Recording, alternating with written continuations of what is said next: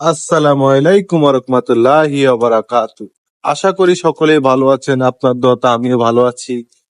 চলে আসলাম আপনাদের মাঝে নতুন আর একটা ব্লগ নিয়ে। অনেকদিন ব্লগ করা হইতেছে না, কেন মন দিল ভালো নাই, কাজ কামও তেমন নাই, এই জন্য ভিডিও টিডিও আর বানানো হয় না।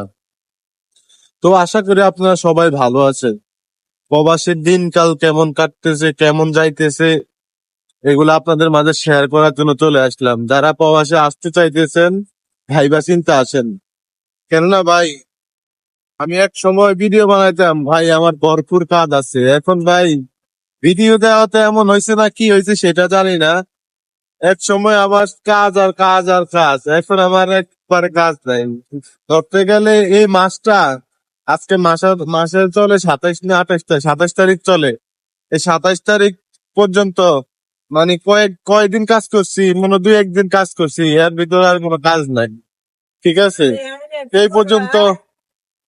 এই এই দেখেন এই আরেকজন, ঠিক আছে, এই দেখেন আরেকজন, ঠিক আছে। ওনার একটা ব্যবসা আছে, উনি একটা ছোট মোটো ব্যবসায়ী। তো কি বলবো, কাজ করতেছি, এখন হঠাৎ করে এই মাসে কোনো কাজ নেই। ঠিক আছে, যেমন, তো এই জন্য আপনাদেরকে বলতেছি ভাই, যেমন কাজ করবেন, কাজ শিখে আসেন। ঠিক আছে, কোনো কোম্পানিতে মানে ফার্স্ট টাইম এসে কোম্পানিতে আসে ভালো, বা ওরকম যদি কাছের মানুষ থাকে তাহলে সেটাই করবেন। যে মনে করেন না কাছের মানুষের থেকে, কাছে থেকে কাজ করবেন, সেটাই অনেক বেটার। যদি ফার্স্ট টাইম নতুন অবস্থায় বাইরে কাজ করে ওরকম সুযোগ সুবিধা বা ওরকম কোনো কিছু পাইবেন না, বুঝছেন।